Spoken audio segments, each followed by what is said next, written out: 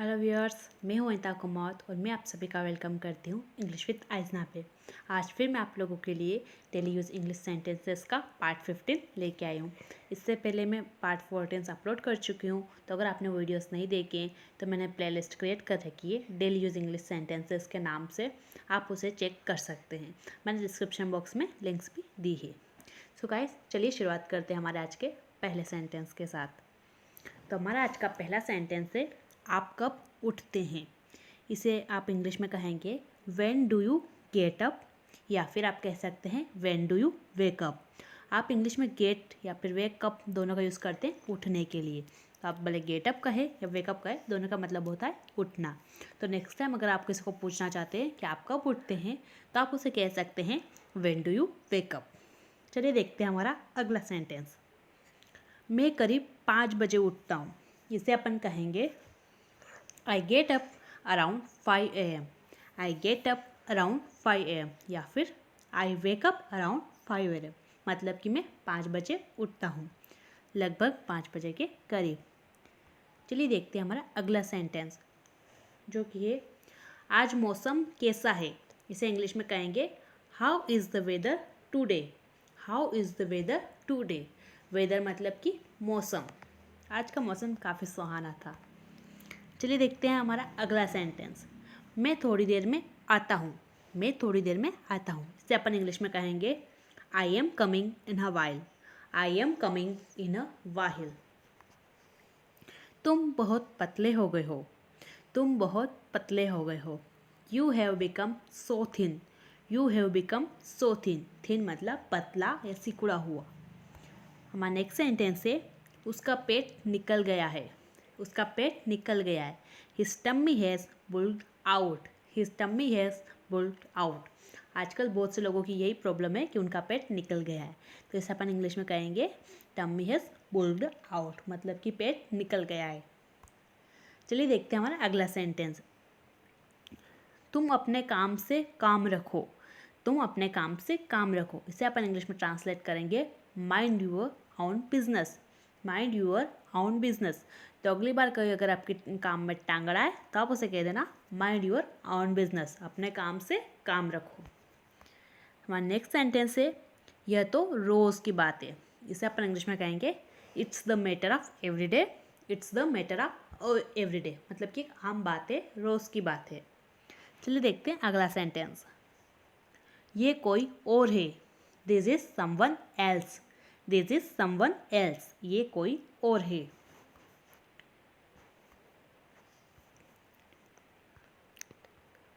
उसमें ऐसा क्या खास है। इसे अपन ट्रांसलेट करेंगे what's so special in her. What's so special in her. उसमें ऐसा क्या खास है। स्पेशल मतलब कि खास होना। हमारा अगला सेंटेंस है मुझे इसके बारे में बताओ। Tell me about it. Tell me about it. अपन बहुत बार पूछते हैं ना इसके बारे में मुझे और बता, ये बता, तो आप उसे कह सकते हैं tell me more about it, जब आपको बोलना हो कि और बताओ, या फिर आप नॉर्मली कह सकते हैं tell me about it. Next sentence है मुझे अपने बारे में बताओ।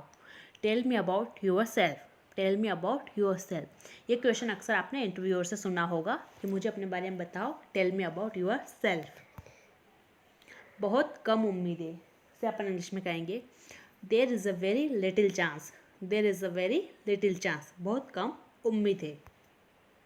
आपको किससे मिलना है। Who do you want to meet. Who do you want to meet. आप किससे मिलना चाहते हैं। नेक्स्ट सेंटेंस है वो अभी अभी गया है। He has just gone. He has just gone. अभी अभी ही गया है।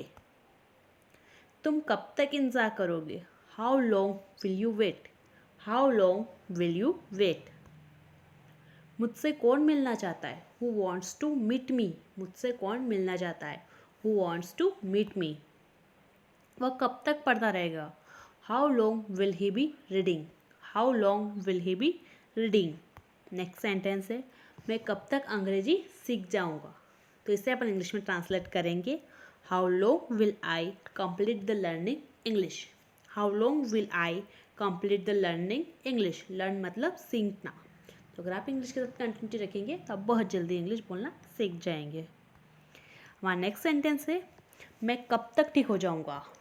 अपन कभी डॉक्टर से पूछते ना, बीमार हो जाते कि डॉक्टर मैं कब तक ठीक हो जाऊँगा, तो इसे अपन इंग्लिश में कहेंगे how long will I recover. How long will I recover. Recover मतलब किसी बीमारी से उभर जाना, ठीक हो जाना। नेक्स्ट सेंटेंस है तुम मेरे लिए सब कुछ हो।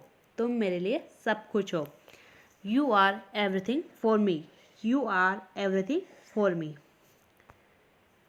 मैं तुम्हारे बारे में सब जानता हूँ। I know everything about you. I know everything about you. Next sentence है मैं तुम्हारे बिना मर जाऊँगा। मैं तुम्हारे बिना मर जाऊँगा। तो आप अपने लवर को कह सकते हैं I will die without you. I will die without you. इससे आप लोगों का प्यार और ज़्यादा बढ़ जाएगा। चलिए देखते हैं नेक्स्ट सेंटेंस। क्या आप मेरे बारे में सोच रहे थे? इसे अपन इंग्लिश में कहेंगे were you thinking about me. Were you thinking about me. क्या आप मेरे बारे में सोच रहे थे? अगला सेंटेंस है उसके बारे में सोचना बंद करो। तो इसे अपन कहेंगे stop thinking about him. Stop thinking about him. तो अगर आपका कोई दोस्त है जो अपने एक्स के बारे में ही सोचता रहता है और दुखी रहता है, तो उसे आप कह सकते हैं stop thinking about he.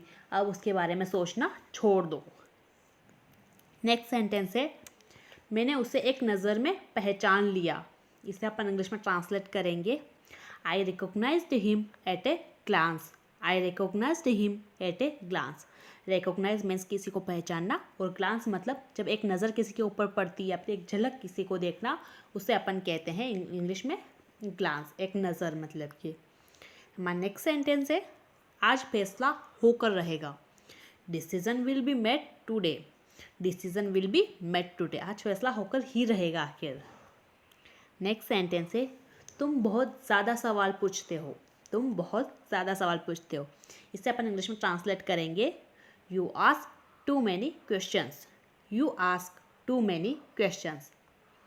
Next sentence है क्या आप कुछ देर इंतज़ार कर सकते हैं?